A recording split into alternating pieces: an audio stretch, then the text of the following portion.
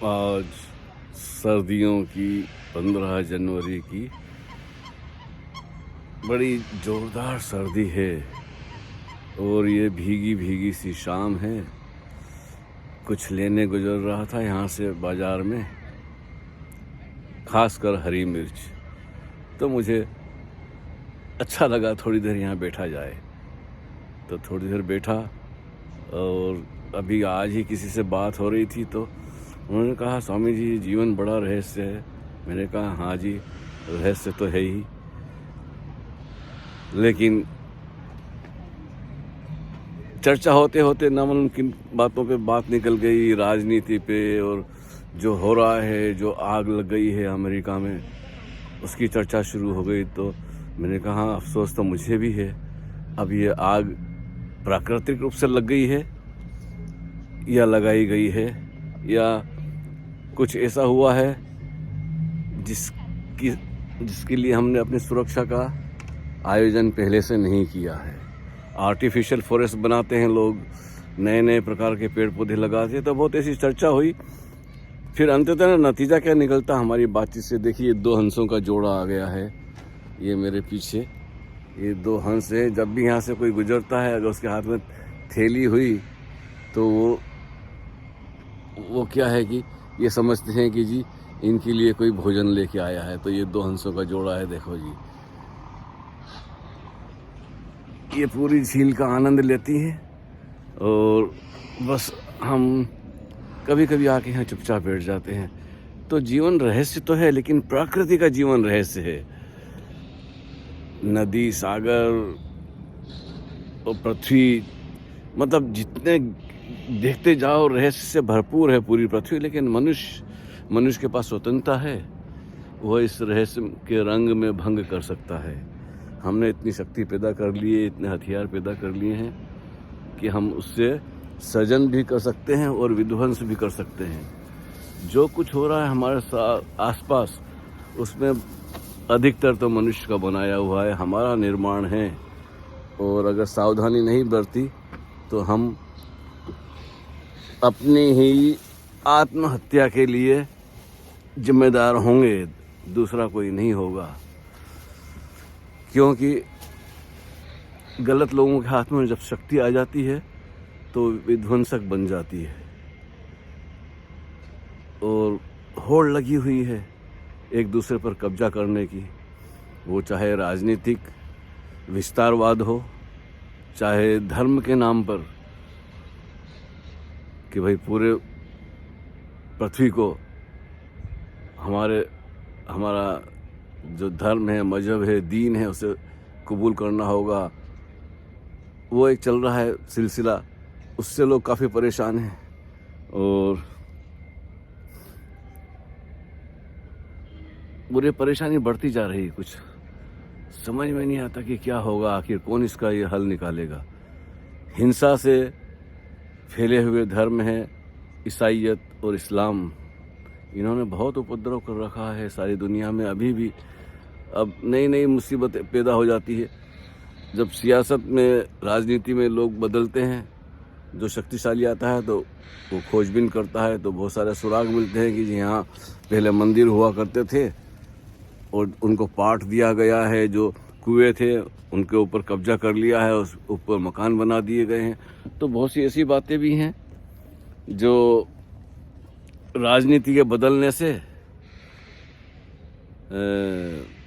सारा ढांचे बदलने लगता है, लोगों में मनमुटाव होता है। लेकिन करो भी क्या, हजारों साल का इतिहास है भारत में, हजारों मंदिर इस बात के गवाह हैं कि इन्हें तोड़ा गया है। लुटेरे आए थे तो वो सिर्फ उनको धन संपदा से मतलब ही नहीं था, नहीं तो भाई ब्रिटिश ने भी लूटा है, लेकिन उन्होंने, अंग्रेजों ने मंदिर नहीं तोड़े हैं, उन्होंने शिक्षा प्रणाली बदली है। अलग अलग ढंग से उन्होंने भारत को नष्ट करने का, वहाँ की संस्कृति को मिटाने का प्रयास किया है। लेकिन मंदिर वगैरह नहीं तोड़े उन्होंने, ना बौद्ध के मंदिर तोड़े हैं, ना हिंदुओं के मंदिर तोड़े हैं, ना जैनियों के मंदिर तोड़े हैं। तोड़ने वाले तो अरब से आए थे, तो वो लूट के भी ले गए, लोगों को गुलाम भी बनाया है, बहुत कत्लेआम किया है, लोगों को कन्वर्ट भी किया है। तो वो हिंसक लोग थे। लेकिन उसके पहले ईसाइयत ने भी ऐसा ही किया है। ईसाइयों ने बहुत खून खराबा कत्लेआम किया है। जहाँ जहाँ गए हैं अलग अलग ढंग थे उनके लोगों को ईसाई बनाने के, सब लेकिन हिंसात्मक थे। बुद्ध और महावीर की तरह नहीं थे कि भाई आपकी मर्जी है, आप आए, सुने ना सुने, कोई जबरदस्ती नहीं थी। वो प्रेम था, करुणा था, उन्होंने कुछ जाना था, अनुभव किया था, इसलिए वो अपने एक्सपीरियंस, तो जैसे जैनिज्म है, बुद्धिज्म में है तो उसमें बुद्धिज्म है, बुद्ध के मानने वाले हैं तो उसमें तो कोई ईश्वर जैसा है नहीं कि कोई अल्लाह है, कोई ईश्वर है, कोई गॉड है, कोई आसमान में बैठा है जिसने दुनिया बनाई है। वो सब बचकानी बातें नहीं है। और उनके पर्सनल अनुभव रहे हैं, उन्होंने बताया है कि कैसे मनुष्य स्वयं को जान सकता है। अपनी खोज का उन्होंने विज्ञान दिया है, ध्यान का मार्ग दिया है, योग का मार्ग दिया है। तो दूसरों से कुछ लेना देना ही नहीं है, आपको अपनी खोज करनी है। और अपनी खोज करने के लिए आपको थोड़ा एकांत मिल जाए, अगर आप सक्षम हैं तो जहाँ रहते हैं, घर में, परिवार में, बाजार में, वहाँ रहते हुए भी अपनी साधना कर सकते हैं। तो ओशो ने भी हमें उसी बात पर समझाया है कि घर छोड़कर, परिवार छोड़कर कहीं जाना ज़रूरी नहीं है। लेकिन क्या है कि जो शांति प्रिय लोग होते हैं, जो अपनी ध्यान साधना करते हैं या किसी के जीवन में दखल नहीं देते हैं, न वो लड़ना चाहते हैं, न मारना चाहते हैं, वैसे लोग हिंसक समूह के शिकार हो जाते हैं। यही भारत के साथ बड़ा दुर्भाग्य हुआ है कि समृद्ध देश था, लेकिन क्या है कि मुगलों जो जंगली थे, बर्बर थे, लुटेरी कौम थी, जो सिर्फ छीनना, लूटना, मारना और दूसरे के ऊपर कब्जा करना, उन्हें गुलाम बनाना, जो वो रुग्ण मानसिकता थी, उससे वो मुकाबला नहीं कर पाए। इसलिए हिंदुस्तान, भारत जिसको कहते हैं, वो 1000 साल गुलाम रहा, क्योंकि हमने अपनी सुरक्षा के लिए लड़ना नहीं सीखा, हम दूसरों को क्षमा करते रहे। तो भारत का ये दुर्भाग्य है कि अगर आपके पास समृद्धि है, धन है, ऐश्वर्य है, तो ईर्ष्या होती है उन लोगों को जिनके पास कुछ नहीं, जो कुछ कर नहीं सके। तो उन्होंने तोड़ना, मिटाना, उन्होंने तो ऐसी इमारतें, ऐसे मंदिर बनाने के लिए उनके पास न कला थी, न मस्तिष्क था, न समझ थी। भूखे नंगे लोग थे तो लूटना, मारना जानते थे, लेकिन ऐसा कुछ बनाना, निर्माण करना नहीं जानते थे। इसलिए हजारों मंदिरों के ऊपर उन्होंने अपनी मस्जिदें और मज़ारें बना दी और कहा कि ये तो हमने बनाई है। उसकी खुदाई करो तो नीचे से मंदिर मिलते हैं, उस पर वो नाराज़ होते हैं, जी हमने तो इतने बरस से यहाँ कब्जा कर रखा है। भाई ये भारत तो हजारों साल का इसका इतिहास है, हिस्ट्री है। ना आप किताब पढ़ना चाहते हैं, ना खोज करना चाहते हैं, ऊपर से ज़बरदस्ती।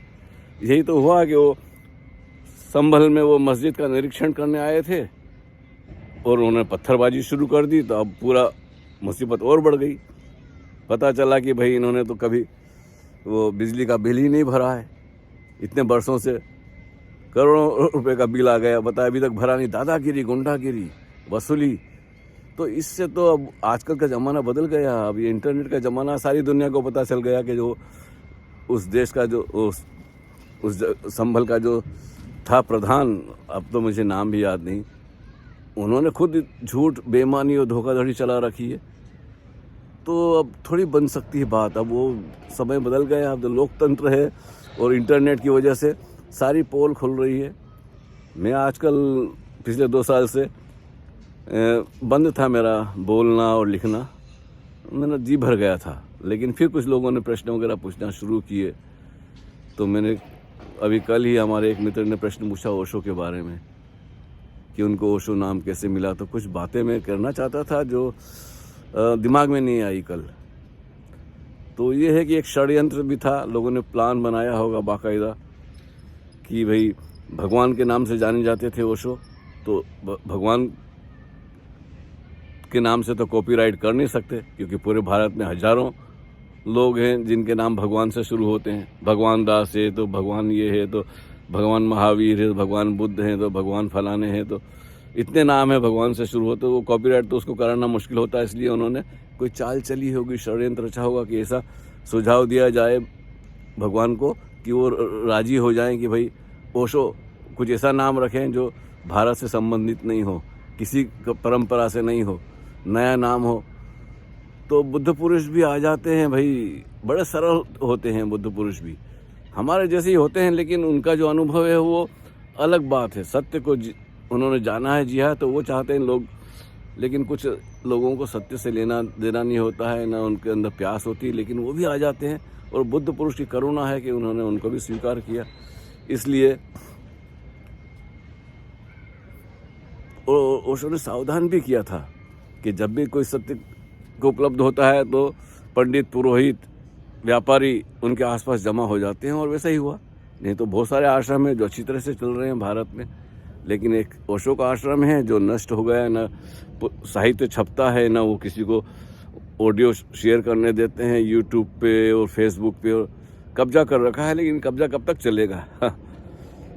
20, 25, 50 साल और बाकी सब जाने वाले हैं। एक तो चला गया जो था बड़ा, पता ही नहीं चला कि उसको कहाँ दफनाया गया है, कौन से कब्रिस्तान में, वो भी एकदम से छुपा के रखा गया है। तो मुझे तो इनकी बात करना ही पसंद नहीं, लेकिन आज किसी से मित्र से चर्चा हुई तो उन्होंने सब बातें करी, तो फिर मन में आ गया कि कुछ बोल दिया जाए। तो एक षड्यंत्र है, जिसे भारत को गुलाम बनाना था, तो एक षड्यंत्र रचा अमेरिका अपने अंग्रेज़ों ने कि बिजनेसमैन बन के व्यापार करना है जी। धीरे धीरे अपनी जड़ें जमाते गए।